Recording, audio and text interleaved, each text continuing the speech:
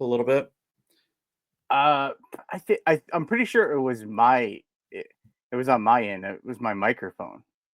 I use That a was yeah. Go ahead. Go ahead. I Well, used a blue snowball. So like uh, when we were recording the other day, it sounded like I was echoing the whole time. yeah. Is For that me, how? it was laggy. It was like it was really Mm, choppy. So yeah. that's what I got. And for me, you kept saying that my video kept going in. Well, I you kept were lagging on the pausing, video. you were Yeah, freezing, but your audio sounded fine. So yeah. I started recording already too. Just so Yeah, you I know. saw that. Okay. I saw Yeah. that. So This is take three, guys.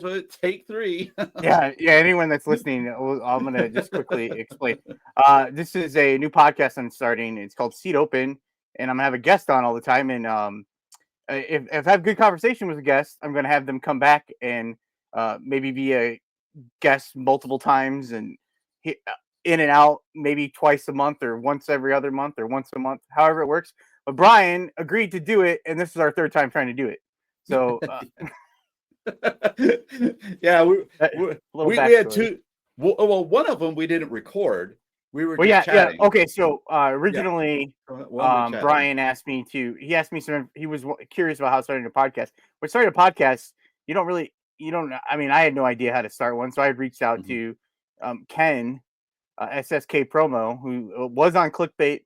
Then they rebranded. They're the Unemployed for a Living podcast with Corey, and Right, I asked him right. questions before I was on the first podcast I was on, and had just not knowing what to do. So he reached out to me, and then I was like, "Yeah, let's just sit down and talk on on the camera." And in the back Yeah, of my head, I've had this idea of what I wanted to do, and when I left the last podcast I was on, the reseller leftovers with Joe and Jimmy, I had I had some people reach out to me and asking me to come back.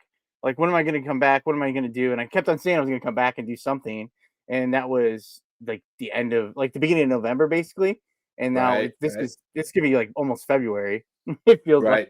by And the time this comes out. I had the ulterior motive of trying to do a podcast with Dan. That was my Well, whole I mean, basically, you're that was doing like what a with little me. secret, my little secret You agenda that I tried. had when I You were trying reached to out trick to me. him. Well, no, not really. I mean, I wanted I wanted for Dan to come up with the idea of a podcast and say, "Oh, yeah, let's do a podcast together."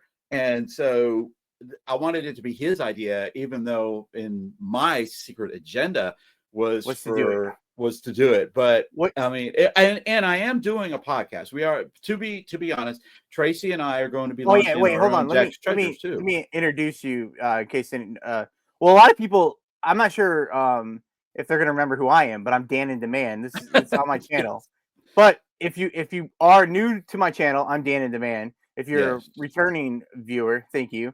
Or if you're listening on the audio part of the podcast, this is Brian from he's one half of Jackstreasures. He's my guest yes. this week. Yes, So go ahead. Tracy's your wife. yeah. I am Brian from Jack's Treasures. My wife is Tracy, and together we named our company Jack's Treasures after our cat Jack. We sell mostly on Whatnot, probably about 80%. We used to be strictly eBay and all the other platforms, Amazon, Poshmark, Macari. We sell on them all. We still do sell on a lot of those, but right now we are really pushing Whatnot to sell the majority on Whatnot. We want to Mhm. get to 90%. I'll still sell on eBay. I'll always sell on eBay because there are some items that are definitely better to put on eBay because it gets more eyes on them. And there are others that, I'm fine selling them on Whatnot, even if it's for a little bit less money. And I've been selling for about 16 to 18 years. And Really? Tracy's been selling for about 20 to 25. Let me just Yeah.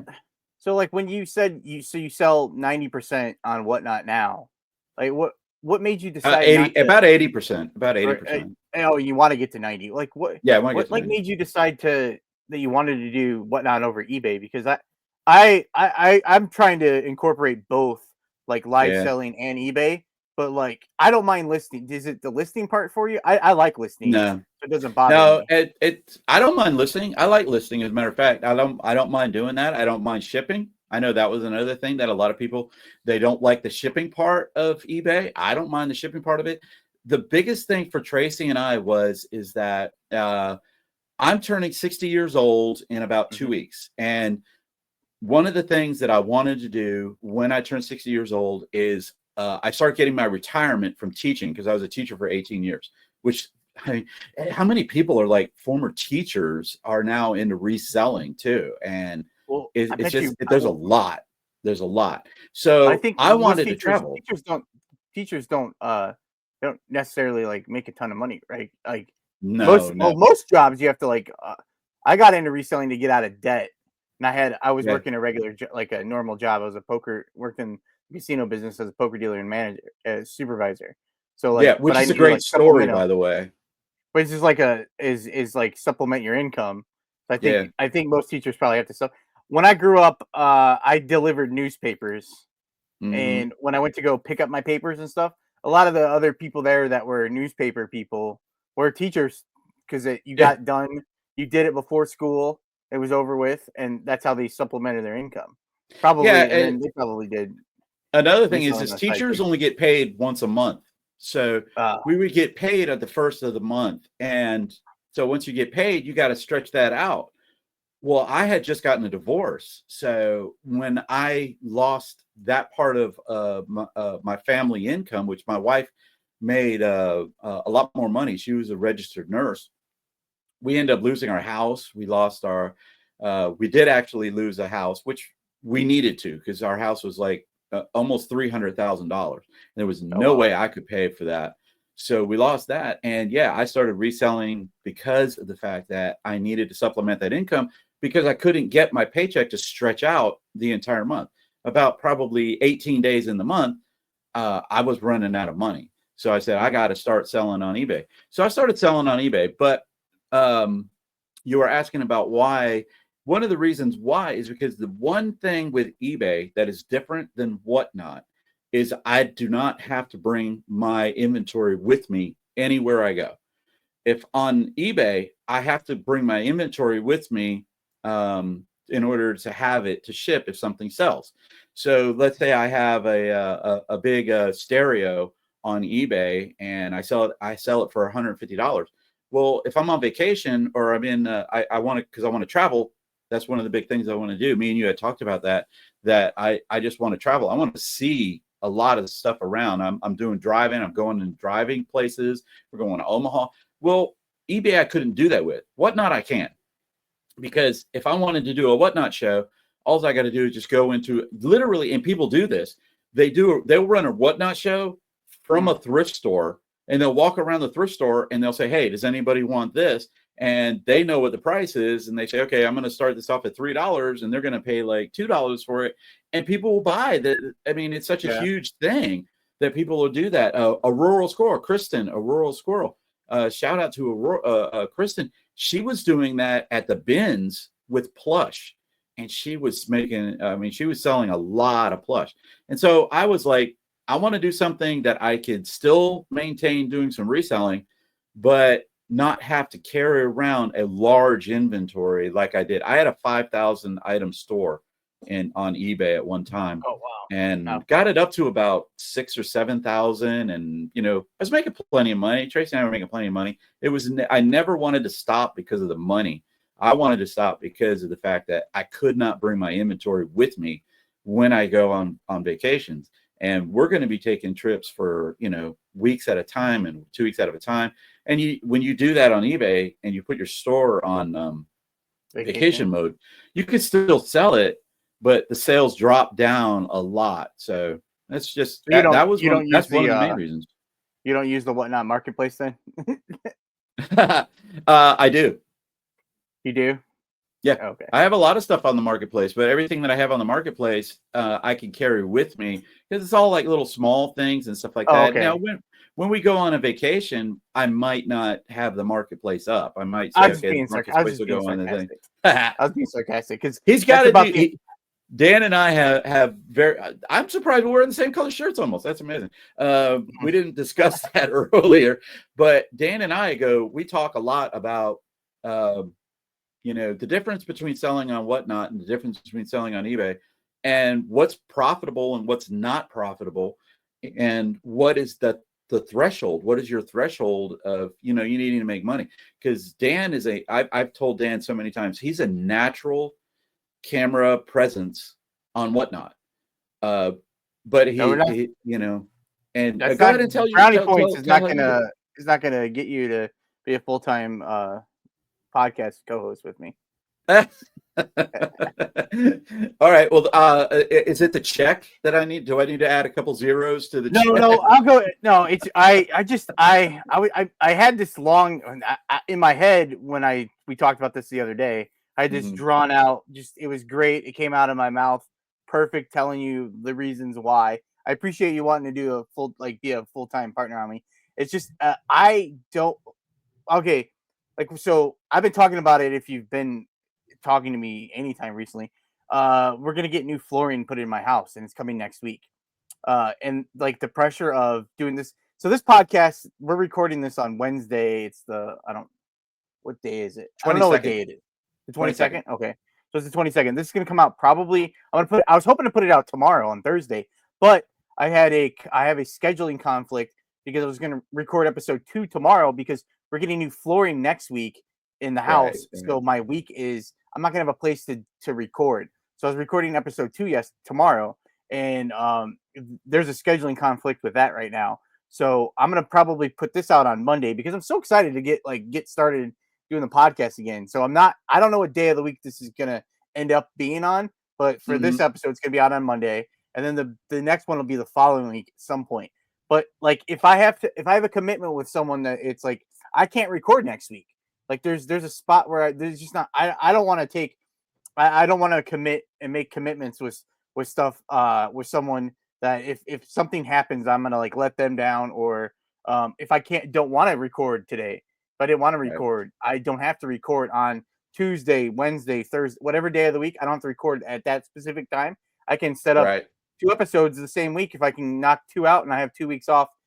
So that's one of the reasons. And I just kind of wanted to like I'm not prepared to make a commitment like doing like something like this or doing a podcast where you have a partner with you all the time. It's a big responsibility to like make a commitment with one person. So my idea is to have someone that comes on. I'm going to get guests, but the hard part about getting guests all the time is that you have to find guests all the time, and there's that pressure. So have people that I can have a conversation with, like basic point of this thing is to talk to people basically are resellers that are most other resellers are probably going to listen to it.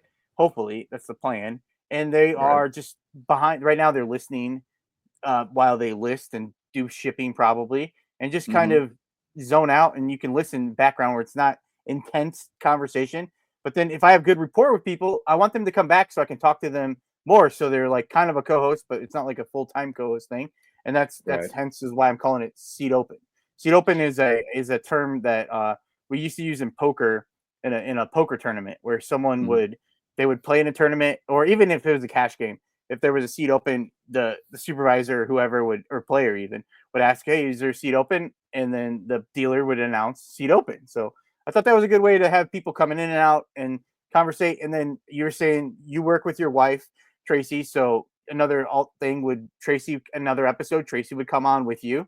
And it was like it would be a different dynamic where she's here with you and me. And then there'd be, I say like Tracy come on one time without you. Like you're always kind of that'd be fine with me. Fluctuating in and out and stuff like that. Just as long as people, and it's not like trying to like, it's just kind of something I want to do for right now. Like I like to do podcast was one of the funnest things I started doing. Like this is on my YouTube channel. I want to start making videos again, and making videos is tough. It's tough to sit down and edit. It's tough I sell mostly clothes. It's men's clothing and shoes and stuff. Those are not very, and on top of it, it's like mall brand clothing. And it's very, very, it's kind of boring. Mundane.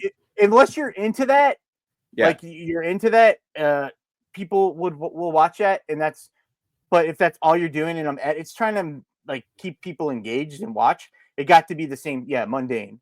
And so like I wanted to do best of both worlds. I couldn't decide when I left the leftovers. I couldn't decide do I want to do a podcast or I want to do videos? I want some kind of creative outlet to do something that I want to do. And by the way, just got to mention this one little part that Dan said. The first time that we were talking, we didn't record. And that probably would have been an awesome episode too, because it was such a great conversation.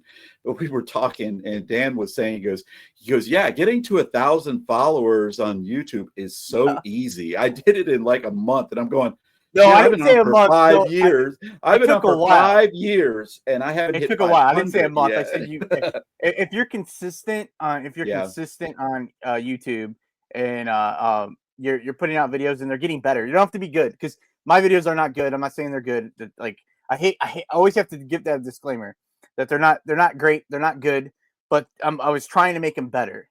And if they're doing that stuff and you're consistent, within a year, you should get 1,000 subscribers. I got totally lucky. I had a little over 500 and I got a shout out. And then I ended up getting, in like 2 days, I got up to 1,500. And that was, I mean, that's like 4 years ago. And you can look right now, I've been losing them faster than I'm gaining them. At one point, I was up to 2,500. And then I think I'm down in the 2,400s right now. Last I look, I don't pay attention, to be honest. That became one of the reasons I quit doing videos is because of the just the self. I just felt bad all the time because it was like you're great. It's great when someone like if you get 200-300 views or 100 views on your video, it feels great that those people watched it. But then it just never felt like it was good enough. Never felt like I could have done more. I could have done more. And that was just kind of demoralizing. I don't even know if that's the right word. I'm trying to sound smarter than I am. But anyway. No, I said he did say that. He did say that. But I will. I told you in the one that recorded that I it shorted out. Like it was awful. It was awful. That was another reason I've been waiting is because I needed someone that would be okay with doing this and trying this. And if it didn't work, I can just scrap it and then it would just be done. And you agreed to do this with me. And then after the first time I was too nervous to like just hit record and record without like oh okay I don't want to record this. And then the second time it was a disaster. Like the echo in my microphone was awful that you just couldn't put it out. And most people would have been mad. Like I mean you couldn't have forced me to put it out there, but it would have been annoying to have you come back. It would have been annoying to come back, and I appreciate you coming back again for the third time this week. It was funny the first conversation was like much better. No offense, but because we've talked 3 times in the last less than a week, and we're trying to come up with some good stuff to still talk about too. Because when we were recording the last one, we recorded it on it was Monday, and it's Wednesday. Dan kept saying, he goes, "You keep freezing. Can you hear me? Okay?" And I'm like, well, you're coming in a little choppy on my end, and I thought it was my my earphones. Because I got a really crappy computer and I'm wired into it and I kept fiddling with the adjustment and I said, well, I guess it's just me and I'm hearing it wrong. And then a little later in the day, he sent me the video and he says, "This is how I sounded." I said, "Oh yeah, the whole time." And but I don't sound like that right now, right? No, you're perfectly fine. The other thing I'm worried that because I'm using my headphones microphone that I'm going to be scratching. Like it's going to be brushing up against my shirt because I'm animated while I'm talking. But anyway, yeah. So you sell 80% of your items are on Whatnot. And I got a challenge too. Dan challenged me last time we were talking. Sorry, Dan. I have to say this one, okay? Well, I want to see if you make it up. If I don't remember challenge you on anything. Oh, you challenged me. I gave him a bolo. I say, go to Home Depot. Home Depot is selling the White House collection, Historical Society collection, annual ornaments. And this year for 2024, it was Jimmy Carter tribute. And so they had them for $2 and I think $2.94 or something like that. They were 90% off. I bought 20 of them. I put one of them up on eBay and I sold it within about 3 days for $20. And I said, "Oh, that's awesome." And Dan said, "Well, you couldn't get that on Whatnot." And I said, "Okay." And so I said, I have it up on Whatnot. It is up on Whatnot. It is in my WTF train. because Oh, we had that's talked about raid trains. We were talking about raid trains and how raid trains are really fun and can be very profitable. It just depends on how you do the raid train I and don't what you remember saying do. they can. Well, they can be. But They can be. I've You were not. talking about how fun they were. They are fun. They have. Yeah. I don't know if I've ever had. I think I might have had one profitable one. Most of the time, I've not got. I haven't made a ton of much money, Right. but I do have fun doing them. Yeah, they are fun. They are They're a fun. lot of I mean, work. Dan's been, what is it, Granny Danny? Is that what it is? Yeah. Right. Dress up like a And granny. yeah, I've had to do stuff like that, and it's just a lot of fun. And there's one this Friday. It's a WTF. Shout out to Hanger 909 who puts out the WTF, and it is extreme. So it's going to be 10 minutes, and I'm going to be running 30 items in 10 minutes, and I'm starting it off at $1. So I want to see how if it sells, which I think it'll What sell. did you just? What day is this? Friday? Saturday? It is What day? Friday. It's on Friday, so that's Yeah, so Friday. this will be on out after that. I'm sorry. Yeah. Hopefully, I was wishing it's just I can't put an episode out like this week and then skip Right. a week because I can't record the last minute. The only person that would be crazy enough to like do another episode with me, we would be you, and it would be tomorrow. And I don't know if we can handle having another conversation No about doubt. like because that's the one Yeah, thing we have no script either, guys. I mean, there's Well, no no, show. that's what I was just gonna say is that I'm not trying to. We've talked so much, so in such a condensed time that Yeah. it's. I don't want these to be like an interview, but it's gonna. Right. It almost feels like an interview. That was the great part of the first time was just kind Yeah. of BSing Because and whatever came. I asked Dan how he got started, and Dan's story on how he gets started is Oh, you awesome. got started reselling? Yeah, when you you told me a lot about how you started to be a dealer. A lot of people don't know that you were a poker dealer at a casino, and how he got started doing that, which was just cool as Oh all yeah, get because out to me. we were talking about anxiety and stuff. And Yeah, I had been working. I was working at I was working at Blockbuster before I started working at the casino. That's yeah, how long ago this was. And right. I was looking for a job. I was looking for a job before, uh, like something I could do that because I knew like a video store wasn't gonna last. It felt like it wasn't gonna last at the time. So then I went on. This has what kind of ties in or whatever. My Mhm. grandfather had passed away, and in his will, he gifted my mom some money to take me and my brothers on one last vacation. So we went on a vacation, and we went on a cruise. And on the cruise, I was in my mid 20 like early 20s, and I didn't really gamble or anything. So I went out with my brother one night on the cruise boat, and he was showing me how to play cards, and we were playing 3 card poker, and I Mhm. absolutely loved it. It was so much fun. Yeah. And before we had left, before I left, I went to the casinos because both my brothers worked at the casino. So, and then where I live in Northwest Indiana, and there's not many. You can work in the steel mill, and then there's like there's office jobs, but I didn't have a degree or anything, so those are Mhm. kind of were out of date. And this just basically, I don't even know if I had internet. I don't know if I had internet yet in my house. This is like the early. This is like 05, and it was Gotcha. hit or miss if I had internet. I didn't always have internet, and Right. so like the other types of jobs was working at the casino because there was casinos in the area, and both my brothers worked at the casino. So I went to the casino and I had worked as a manager at Blockbuster.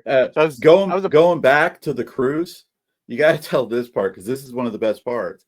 He tells me, he said, "Yeah, I snuck out of my room oh to yeah, go to the I was just saying to the I was casino getting on to the that ship." Oh, I'm because I sorry. wanted to I was applying as like in the slots department, and I was applying in the in the like beverage department and stuff. So we're on this Mhm. cruise. I'm playing 3 card poker, and I lost. My brother and I lost our money. We go back to the room, and I'm in a cabin with my mother, and my brothers are in a different cabin. So I snuck back out of the cabin because I had so much fun, and I went to the ATM on the cruise boat. I don't know what the ATM fee was, but it was crazy. I bet, Oh yeah. and took out money, and then I went back to 3 card poker, and I lost probably $300, maybe four. I this it probably gets bigger than every time I tell this story. but I lost money playing poker or 3-card poker, and I went back and I was like, I really like playing it, but I don't want to lose my money, so I came back home. I applied to be into dealer school, and I got a call to go to dealer school, so I went to dealer school and started became a blackjack dealer, and then doing that, I finally needed to do full-time job, and they're opening a poker school to get a full-time job. I applied to be a poker dealer, and that's how how I ended up doing poker. Is that Yeah. what we're talking about? So anyway, Yeah, that's it. but it's actually a great story the way that he did it, because we were talking about how it's really tough to change, especially when you have anxieties and stuff like that, which I do also. It's really hard to go from one thing to another thing. I didn't join the Navy until I was 24 years old when I joined the Navy. I wasn't right out of high school, and I'd already mentioned that I was a teacher, so I do have a college degree, but I never even finished high school. I did not get a college. I didn't get a high school diploma. I got my GED. And so from going from a GED to going to joining the Navy to then trying to be a firefighter, I got my EMT license. I never rode or never got hired to do work on an ambulance, which is really super stressful, especially where I'm at, because I'm right outside of Atlanta, about probably 40 miles outside of Atlanta. And it's super stressful. You And go to at the Brave time, games? I've gone to a lot of, I have not gone to their new stadium, which is actually closer to my house, but I've been to Atlanta Fulton County Stadium, the round one. They called it the Fish Bowl. I've been to that Okay. one, and I've been to Turner Field right after the Olympics. I did live Okay. here during the Olympics, but I never went to any of the events because they were super expensive. But we what was I saying? Oh, I was being shoot, I even completely forgot what I was saying. But Something we had an about anxieties about doing the change, and so they were going to hire me to be a paramedic, an EMT, and I was building stairs for a living at a company called Complete Stair Design or Image Design Staircase. I was making like $15 an hour, and they were going to hire me at $750, and I was like, oh I can't do wow. that. So I couldn't become a firefighter because of some issues that I have growing up down in South Florida. I'll let you guys figure that one out. And so I said, well, I like the teaching part. I keep going in and out of focus. I hate that. Um, uh, so I said I loved when I was an instructor. I was a firefighter instructor a little bit while I was in the Navy. So I had a lot of jobs when I was in the Navy, like plumbing, welding, firefighting were the main ones. And so I said, well, I like teaching. So I went and I got my teaching license, teaching degree. I didn't become a teacher until I was 35. Yeah, 35 years old.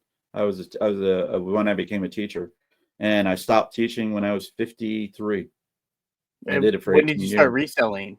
When at what point in there did you start reselling? 2006 is when I got a divorce, and that's when I started to need some extra cash. So probably around 2007. I had gotten a divorce. I was still a teacher, and I just needed some extra income. And I sold DVDs, and I said, Yeah. "This is kind of cool." I never did it full time. I did it part time. Actually, this is funny because we haven't talked about this, but that's actually one of the means I was trying to use to woo my current wife, Tracy. Tracy was married to somebody else when I met her. I had already been divorced, but she was married, and I met her and her husband playing poker at poker tournaments at local restaurants. And when I found out that Tracy was a divorced, and I had always been attracted to Tracy, but of course she was married, so I didn't want to do anything. So when she got a divorce, and I knew that she had a reselling business, that she resold a lot on eBay, I would be like on the phone with her, and I said, "We have to come over to my house sometime and show me how to list stuff on eBay." Now I knew how to list stuff on eBay. I had done it, but it never worked. She never came over and did it. And then we set up our first date, and I didn't make that because we were going to go see the movie Hunger Games. I don't know, one of Oh. those Hunger Game movies. And I was Mm. like, "Oh yeah, I'll take you to go see them. They were great books. I never read them, so I don't know." So that didn't work either. I'm surprised we ended up getting married. We did. That's You great. know? That's funny. Yeah, it is. It's just weird how life has that way of coming in, because I was talking to you about the fact that I didn't know anything about the reselling community on YouTube. Nothing. I didn't know Dan in Demand. I didn't know Kevin, the Commonwealth Picker. I didn't know Jimmy Old School Flips. I didn't know Ken, SSK Promo. I didn't know any of them. And I went to a meetup in Nashville last year, and I had surgery on my neck. So I was like pretty doped up from the surgery. And so we didn't do anything. I met people like for 5 minutes. I ran into Ken in the hallway, and that was a fateful meeting that we had. And then I ran into Paul when we were leaving, Paul, the Philly Flipper, when we were leaving. And from that point on, we were going to quit Whatnot, by the way. We were on the verge of quitting Whatnot. We weren't having fun with it. We were making money, but not like I was making on eBay, which I'm still not really making what I made on eBay, which is why we still have eBay. But I'm getting closer to the point where I can say, well, I don't have to worry about. I'm at the point right now where I don't got to really worry about my sales going down. How many on shows eBay. do you do a week on Whatnot? We're averaging probably about 5 to 7 a week, almost every day.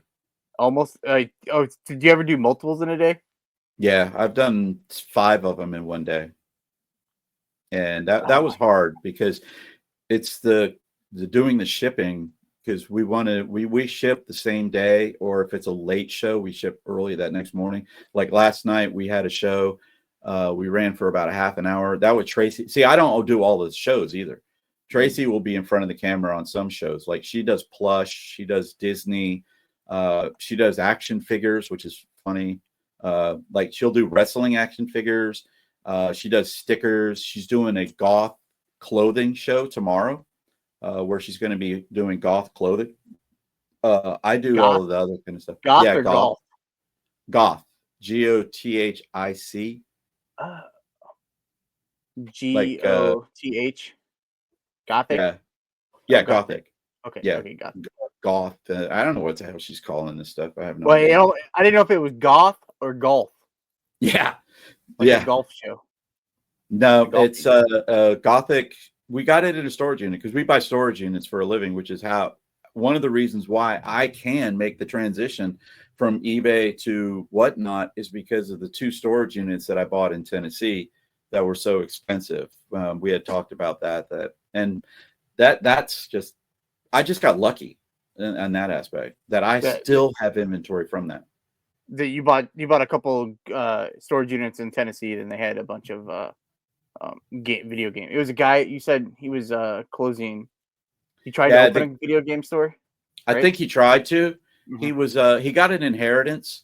This is what we found out when we did research on the owners of the storage unit, is that he got an inheritance and a trust. So he went and he spent all of this money buying all of this video game stuff at a store called McKay's in Nashville. And he kept putting it in these storage units. He had like 4 or 5 of these. Actually, he ended up having about 8 of the storage units. Oh, wow. And tried to do a business. I don't know where he tried to sell it. I have no clue about any of that. But he just couldn't keep up with the payments on the storage facilities. You don't need to know, right? I mean, right. You got it. You got all this stuff in your. How much of that stuff do you have left? You still have a ton of it right now? Oh, yeah. Yeah. I could probably not source for a year, and I'd still. Do you know everything you have, or is when you're still pulling stuff out, you're like, oh, I have this, or do you know what? There is some of that. For that stuff, I'm probably about 95% know everything that I have for that, because I've either reboxed it or I'm starting to sort it where this is all PlayStation, this is all Sega Genesis, this is all Xbox. I don't have any more Xbox 360 stuff, or I might have a few. I took a lot of that and said, I don't want to sell this Xbox 360 stuff. It's too heavy. It's too hard to ship. It would just literally like the consoles and stuff? Yeah. Yeah. The big consoles. And I wouldn't get that much money for it. Like, say I would get. Yeah, Xbox stuff doesn't do very well, does it? No, Xbox 360 I don't know much about video games. But I play Xbox. I've had all the Xbox. Those are the ones I don't have the newest Xbox. But I've always played Xbox, and when I've gone to like resell my stuff, none of it's ever seems to be worth it. I don't think. Well, Like, it's just they oversaturate the market when they make some certain video games, mhm. like sports games and some of the Those are really my favorite. popular RPG games. They oversaturate it when they make them, and Mm. so the bottom drops out on them pretty fast. Just like a car, if you buy a car, how it But depreciates right when you drive those it off same the things lot. work for like the PS4 and stuff, right? But I mean, like Yeah, most of the time, it just felt like Xbox doesn't do very well in anything. no. Like nothing, right? Yeah. Well, there's the odd 2, 3, 5, 6 games, whatever. But Xbox also has Xbox Live where you can play a lot of the stuff just by subscribing Oh, to Xbox yeah, Live. that's what I did. So I do that's remember what it. tanks a lot of the games because then you don't have to own the disc because a lot of the discs, especially for the Xbox 360, man, those discs scratch up so fast and so easy.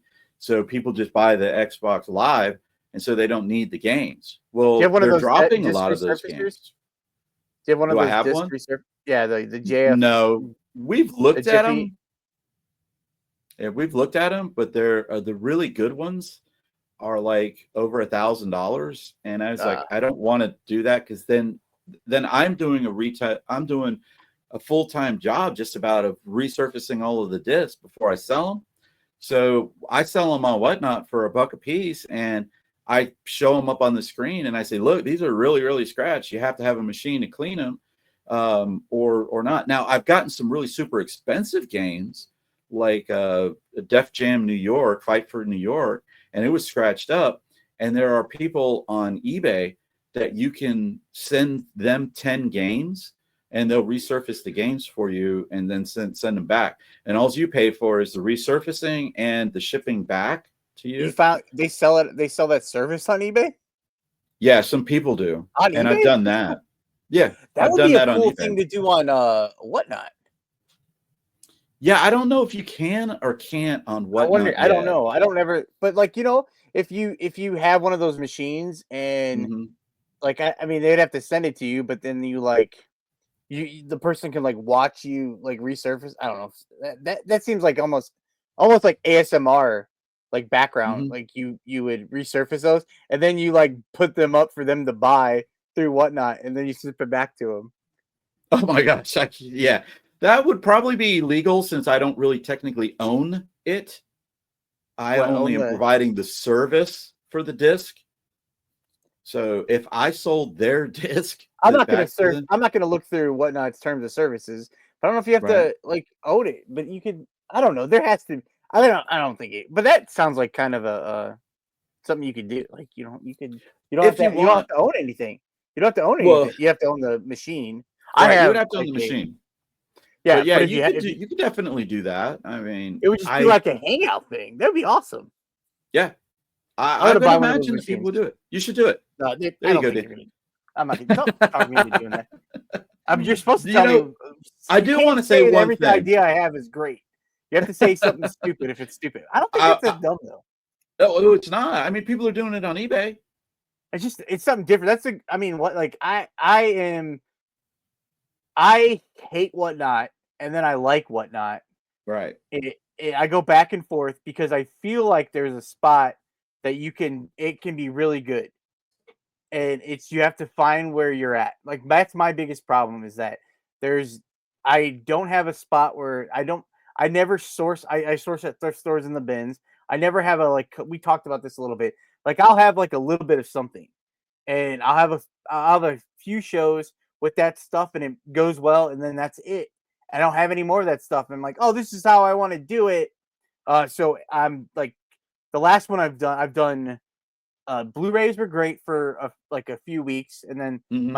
like I couldn't get Blu-rays like I was getting, and then right now it's been I was fascinated with sports cards, and those were tough because I didn't have a huge collection.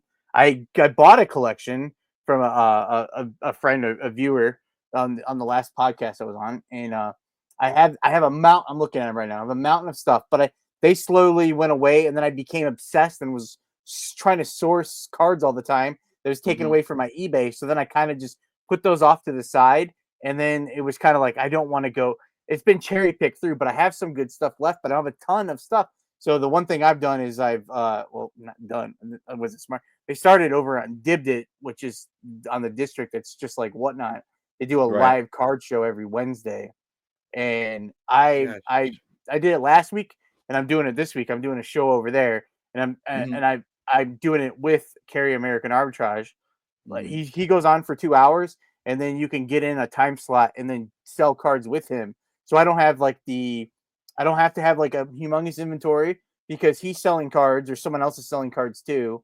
That I don't have Right. to it all be focused on me. And that last week was my first weekend was great. So hopefully tonight goes well too. But that's anyway. That's what And I along feel like with there's something that, good. yeah, along with that, you don't have to have the audience either because Carrie has the audience, American Arbitrage, Yeah. and Yeah. he has the audience on Whatnot also. So I don't even have I could not do that. We talked about the fact that I tried to sell comic books because I love comic books. I've been a comic book collector for since 1979. I can't sell comic books for nothing. I've had 3 shows and sold 3 comic books. None on my first one on my second, and 2 on my third. And it's like, well, there's 3 hours, 3 comic books, you Wow. know. I Yeah, can't that's break into it. And I know the ones that I have and I know the value that they have, but just like with that, I don't have the audience to get those in. And that's a category that people on Whatnot do not have a community where they want to share their buyers. They want their buyers to be their buyers, to be repeat buyers for them, not like a garage sale. On garage sale, if you had a garage sale, and which me and you have actually been on a raid train together on doing garage sale stuff, we had just different stuff. So I had no problem saying, hey, all of my buyers go over to see Dan in Demand because he's got other different stuff, and that's a good community to be a part of because the but sharing the buyers in that is easier because you have a lot of the different stuff. yeah, Whereas it's just comic tough in books, that they one don't because exact. if I don't have if I don't have exactly what they're I have a tough show if I don't have exactly what they're looking for because I don't Hmm. have just space. I usually have to preload those shows because I don't Right, have space where I have a big collection of things where people just, hey, you got a video game? I mean, it's very rarely I have any video games ever. right. Like if ever, and if I do, like I think my last show I had a few video games, and I bought them. did you? Yeah, And they like that's all I've had, and no, those have been shown in a few shows, but unless you, I'm trying to think what the games they were. I don't know what game, whatever they are. It's just I don't you either. have to have that specific one because it's obviously I probably don't have like a Super Mario one, like for Nintendo. I don't have it. So those are always tough. And that Yeah. we talked about because I tried to sell. I did good with Blu-rays for a few times, but then after a while, I Mhm. don't have enough to do a show, so I put them in my garage sale show, and no one ever wanted to buy them. Like there's never anyone there, which I understand because you can stream most of that stuff. But I also Mhm. like there's a lot of movies that I look up and you can't stream. If I'm gonna watch it, I have to have the disc, or I don't know. So those are I understand the point that it might be tough to sell, but they're when they're not there, like there's no one there to buy it. It makes for a tough show and a waste It of does. when you It just does. constant and it's like constantly the same stuff. Like Yep. you have Pokemon? No, well, Pokemon I have it once in a while, but it's hard to find. Like it's hard to like walk into a thrift store and find Pokemon stuff. It's Yeah, tough. no doubt. And pay I don't for know how it some at a people have it all the price. time. It's crazy. Yeah, and pay for it at a price that you can actually make some money Yeah, because most because of the thrift thrift store, if you stores the thrift price it stores up. know, I mean, they know Pokemon. They like Mhm. it's easy. Like Pokemon is usually going to be good. So I've come across it sometimes and they don't. It's been great, but it's you have to get super lucky. But anyway, Yeah. And you don't yard sale a lot? not really. I got every year I say I'm going to. Like right now, it's January. It's freezing outside. I haven't barely left my house, and I'm like I'm gonna leave, and it'll come springtime, and I'll be like, I'm gonna go thrift. I'm gonna go garage selling this year, and I'll go a few times, and I don't do very well, and then I get Mhm. discouraged because I don't go to a ton. But the last year, I finally, I it's tough because I like this. I like selling clothes. Like clothing is my favorite thing to sell. Right, right. Most men's clothing and shoes, and people always tell me that like you. I've not been to a ton where there's a ton of clothing for me to buy. It's all this other stuff that I don't. I mean, I should know. It's bad for me to say I don't know enough about it, but I should learn it. But I don't. I get very nervous being at someone's house, and then I'm not going to start looking stuff up. Like it used to take when I first started. I used to be scared inside of a thrift store, comping something, thinking that someone else is going to see me. Like, what's this guy doing comping? Now I'm to the point like I don't care about that. That doesn't bother me. Right. But I'm at someone's house, like I don't look it up, so I'll take a chance on things that I probably I shouldn't. Don't take it, and I end up buying stuff I don't want to buy. It's just easy. I like it's clothes and shoes is what I like, and it's someone's gonna tell me I don't find a bunch of clothing that I can resell in my area. I don't go to enough sales. I know that, but yeah, that's it. Yeah, I don't do a ton of it. Mostly the bins are the. It's weird because when Tracy and I go out yard selling, it seems to be a theme for like the day. Yeah, well, I don't know what it is, but like, okay, we'll go out yard selling, and since I'm in rural Atlanta. During the weekends, there's 300 yard sales, and you can't get to them all. So, but we'll go and we'll hit like a neighborhood yard sale, and then all of a sudden we'll hit, oh, look there's all of these hats. So I'm not really a huge hat seller, but I want to be a hat seller. So I buy them and I'm like, oh, I could sell this. It's a trucker's hat or whatever it may be. And I look it up and it's worth nothing because I don't comp a lot of stuff at yard sales either. And so I'll go to another yard sale and they have hats. And I go to another yard sale, they have hats. Another yard sale, they have hats. Or it's what I call the pink yard sale, where it's all pink baby clothes or all pink Barbie stuff or all pink these things. And I don't do none of that stuff. I don't want any of that stuff to do it. And then sometimes I'll go out and there'll be video games. There'll be a ton of video games. And sometimes the video games will be cheap and we get them. And then sometimes the people will be like, oh no, that's $5. And I'm like, can't pay $5 for it. And a lot of people, they don't want to tell people that they're resellers. Especially at yard sales. I just know that people just like, well, I don't want people to know that I'm a yard seller, or they don't unless they're videoing. The person selling or the person buying, going to buy? The person buying. Yeah. Even Tracy, when Tracy goes, I don't care. I'll tell anybody. I told a guy at GameStop, I think I told you about this, that I bought a game at a GameStop. Oh no, I don't know if I did, but I bought a game at a GameStop. And there were multiples of the game, and they were like $1.95, and they were for a PlayStation 5. And I said, well, I'll get them all because I don't have any PlayStation 5 games that I could put in my whatnot shows for video games. And so I bought them all. And he goes, you must have a lot of grandchildren. And I said, I don't have any grandchildren. I said, I'm going to resell them. And he looked at me like I had a hole in my head. And I'm like, I'm a reseller. I buy stuff and I resell it. And then I had to explain to this gentleman how that's what GameStop is. That GameStop is a reseller. People bring in their games. You give them money to sell their games, and you don't give them hardly anything. He goes, well, how much are you going to sell these for? And I said, probably about $4 a piece. So, it's just one of those things where people think very negative about resellers. Like, there's people on YouTube that yell about it, and they're I don't pay any attention to that. I've been called a vulture before when we were buying storage units. We were at a live auction where it was just like on TV, like on Storage Wars on TV. The auctioneer is there and he's auctioning the stuff off, and we're trying to buy the stuff, and Tracy and I are there. And a guy was in his unit about 5 doors down, yelling at us, calling us vultures and stuff. I'm like, whatever. Well, that's a buzzkill. Sorry. Well, I am known for killing podcasts. I did kill Resellers Clickbait podcast. I was on the very last episode they ever recorded.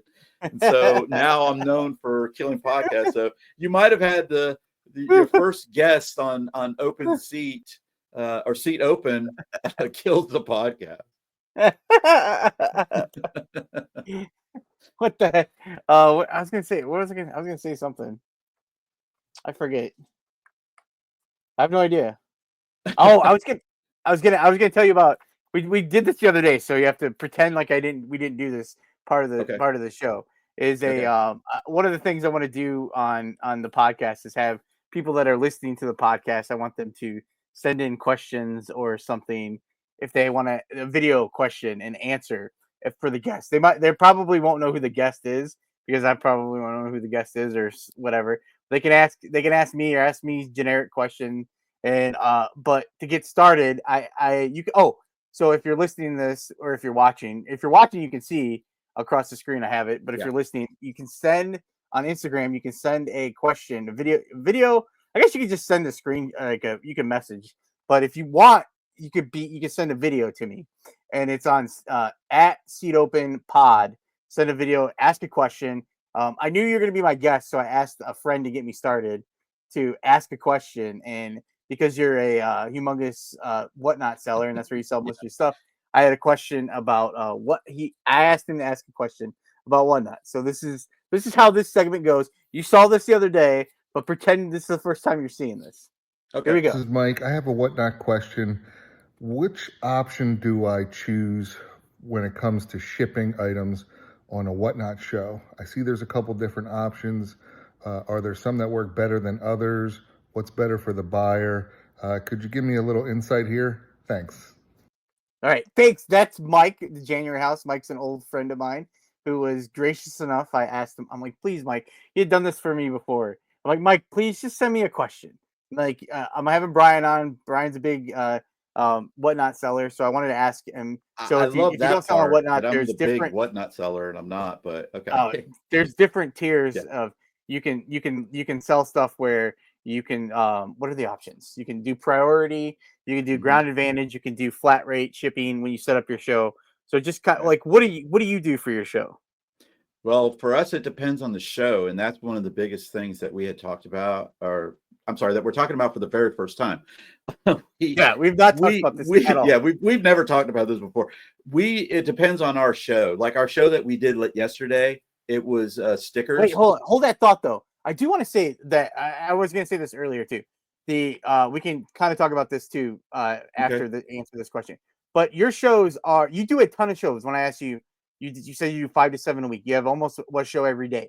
A lot, and Yeah. you do sell a garage sale category where there's like just any random items. But most of Right. your shows are like geared in one niche. Like you have one, like you do a video game show, you do like a school supply show, you do a CD show, like you do a very good job on having just different things. So I'm sorry, I didn't mean to cut you off, but it Yeah, depends no, on what you're. that's a problem. It depends on our show. If we're doing certain types of shows, if I'm doing a CD show and I know everything's going to be, because everything gets shipped through whatnot, I know it's going to be media mail. I'll just max out the shipping at $8.44 because I know very rarely am I going to go over that. So I'll set it up to where I'll do max shipping at $4.88 for a CD show. Now, if I'm doing a show that's a big garage sale show, I normally will just set up the shipping based on the weight, and I'll let whatnot handle all of that. Like they pay all of that. They charge the buyers when the buyers come in. I have seen there is now an option to do free shipping on whatnot, where the buyer or the seller pays all of the shipping costs. I'm not there to do that yet. I don't know if I would do Yeah. anything like that, but we maxed out our shipping yesterday on our show that we did yesterday, which is a great example too, because we maxed out our Wait, sorry, shipping at what was the show yesterday? $4.20. It was Sorry, stickers, sticker. You like sold sheets of this, stickers or just an individual sticker. so it's Or light. It would be light, so it wouldn't cost that yeah, it would much be to super ship them. light. So Okay. that's why we maxed out shipping at $4.22. And Oh, so okay. no matter what or however much stuff that you bought, I wouldn't pay any shipping over. We ended up making about between $50 and $60 in a half an hour. And we did our shipping today and we only paid out $5 on the shipping. So Everything. out of my pocket, I paid $5 to shipping. All of those items, we made about 50, let's just say $55. So that knocks it down to 50 minus the fees. It would knock it down to about 40 bucks. I'll even say 35, but at $35, we only were on for half an hour. It took me maybe a half an hour to shine it. So you're talking about $70 an hour. So Nice. yeah, you could definitely make some money on whatnot. I showed Dan, I sent Dan a picture of our show that we did on the Monday after we recorded on Monday for our video game shows, and I think I made 460. I don't remember, but that was for only an hour, and That's so good. but as far as the shipping goes on it, I'm not the best shipping person on Whatnot. There are so many other better people that know more about the shipping on it. You just got to play with it to see what works. But the biggest thing is what the type of the show is and the weight of the items, because you don't want to get burned. Because Dan and I were talking about one time that Dan did get burned. I got burned on my last show. shipping. That's why it was great that Mike. It was fate that he sent me that question because so this I have what is it? This is my first time hearing this. Well, I'm going to show you this. I don't have a good screenshot or anything. So if you're watching, but these are the options you can do. Yeah. First class. If you're listening, he's showing you the options on Whatnot. And then you have priority, or you could select priority flat rate, and that's 1 to 5 pounds. So under 5 pounds would be, or under a pound would be a ground advantage. So those are all easy. But then if it goes over 5 pounds, they have priority flat rate, or ground advantage. My default was ground advantage over 5 pounds. So my last show I did, I talked about it earlier. I'm getting rid of stuff in this room, and I've collected stuff that I want to look. I want to look through, and I bought a big box of basketball cards off of Whatnot, and I haven't had time to look through them. And instead of moving them and then moving them back, I was doing my show. I'm like, all right, I just want to do a show. I want to make some money here, and so I put them in my show, and they were 4 pounds. And so when I listed them as 4 pounds, but the option is 4 to 6 pounds. So when I sold them, I listed them for $5. They sold for $5, and I had maxed out my shipping at $8.77 on the flat rate shipping. But because I listed these between 4 and 6 ounces, they sold 4 and 6 pounds.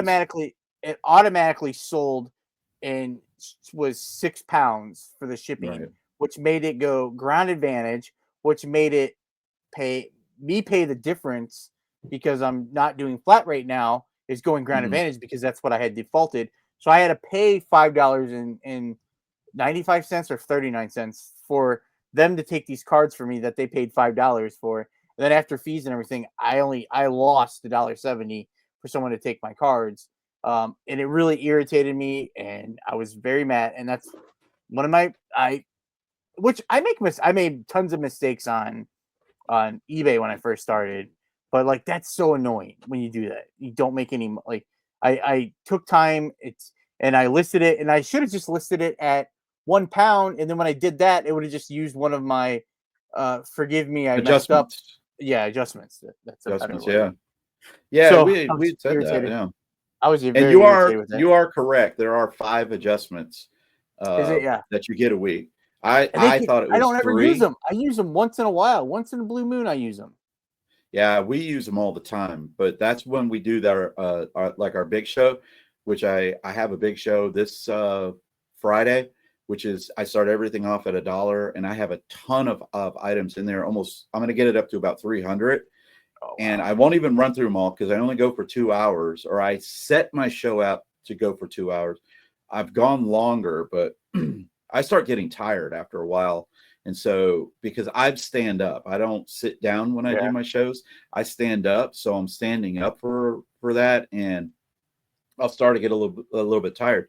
But we have to use our adjustments on those because I'll have 1 or 2 buyers that'll come in and they'll buy 20 items that are on the larger size, like a big plush or a purse, or Barbie dolls, because I'm looking over at my thing to see what I have in the show, and I got plush, I got Barbies and stuff like that, and we'll unbundle those, and I'll ship them in separate orders and make an adjustment. Or you have to adjust if the box is too big, because if it's going priority or it's going ground, it can go in only such of a size of a box.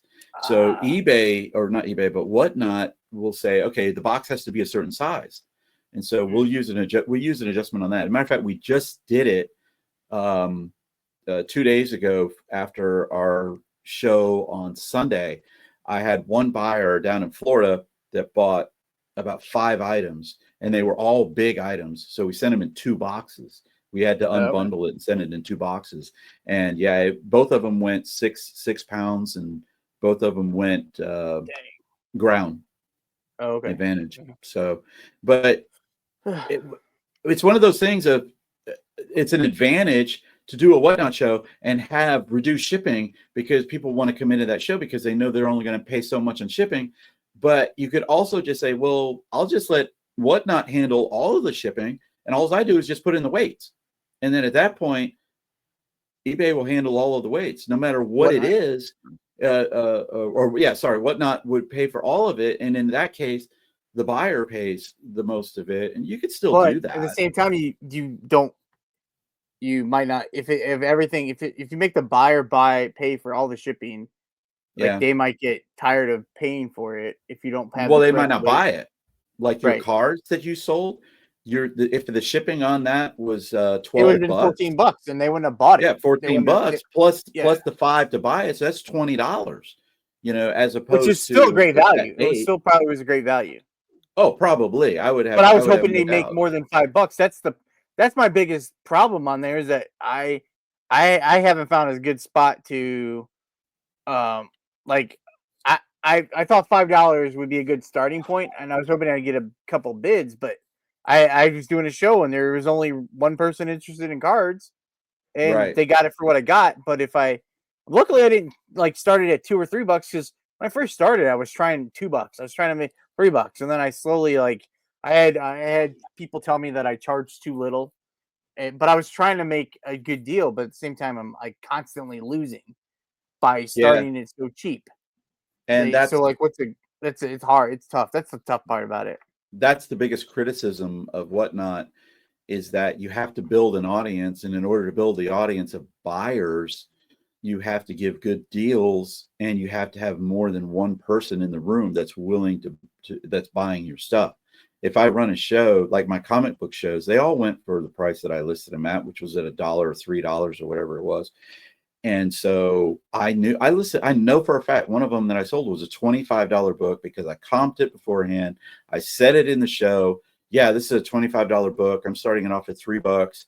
I comped it. It's got the certificate of authenticity. It's a numbered book. It's signed, whatever it may be. And I still got $3 for it. Why? Because there was only one person in the room that was buying. Because we had talked about how you could have a room of 20 people, but 10 people in the room are in there just because they want to see you or they want to interact with you because it's a social platform and you want to talk about stuff and you want to chat with the chat as the chat's going by, but they're not buying anything.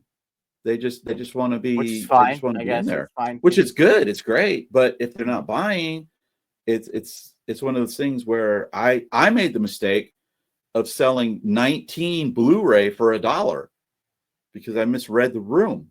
So it happens. I should have tried that show. I should have been at that show. Yeah, you would have made a killing on that. You would have made a killing on that. I would have put them in my show, and I probably would have broke them up into. Well, if I wouldn't have sold them in one lot, I could have listed on eBay if they're kind of the same genre. Not even the same genre. I've sold the end of my Blu-rays that I had that I was doing in shows. They didn't sell. I just made lots, and they listed on which I list everything in my. I list stuff on. Well, I haven't been very good about it, but I use Vendu to cross list, and then if you cross list on your computer, you can cross list to the marketplace on Whatnot. But I had Blu-rays in there, and I always put stuff in my shows in the buy it now. So if I have sold Blu-rays I have too in a show that are not in my show that I have them for regular normal like $2 a piece, but I put 10 of them together. So I get $20 for them, and that's what I had. That's what I ended up doing with the rest of mine. But anyway, you see that's smart right there. That's actually how I sold a lot of them. Also, I have a question for you on the Venmo.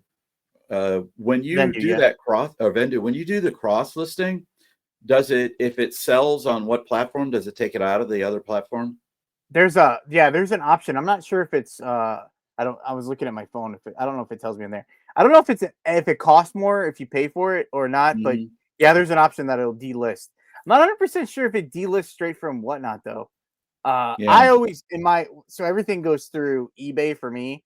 I list it on eBay, and then I pull it into Vendu, and then I cross list it from the Vendu then. But on my eBay, my SKU, I put where it's at in my inventory, where I store it, Mhm. and then I put the um, where I've listed it. So I'll put PMWD. So it'll be Poshmark, Macari, whatnot, and then Deep. I started listing on Depop. Um, I've not been very good at cross listing at all. Every day, I'm like, I'm gonna do better. But my problem with not being good at it right now is that the app for Vendu is still not working for me.